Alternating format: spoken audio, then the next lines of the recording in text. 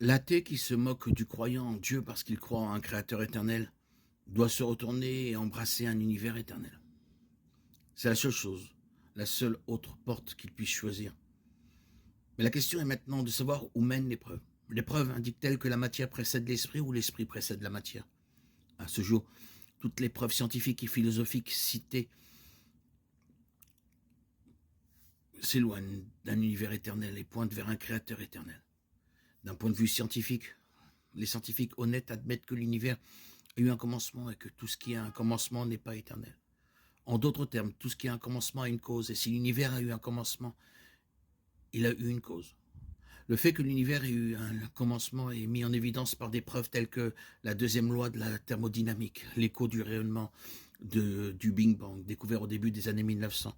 Le fait que l'univers est en expansion et peut être retracé jusqu'à un commencement singulier, et la théorie de la relativité d'Einstein.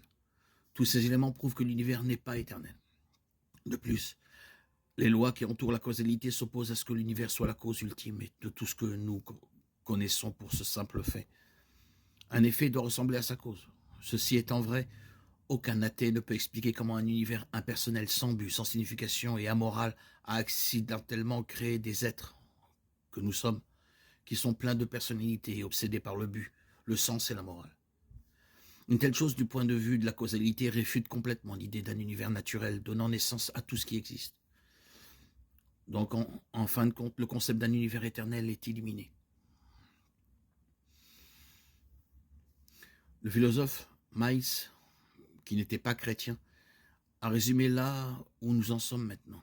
Il est évident que seul l'esprit peut créer l'esprit. La seule conclusion rationnelle et raisonnable est qu'un créateur éternel est celui qui est responsable de la réalité telle que nous la connaissons. Ou pour le dire dans un ensemble logique d'énoncés, quelque chose existe. Nous ne pouvons obtenir quelque chose à partir de rien. Par conséquent, un quelque chose nécessaire et éternel existe. Les deux seules options sont un univers éternel et un créateur éternel. La science et la philosophie ont réfuté le concept d'un univers éternel. Donc, par conséquent, un créateur éternel existe.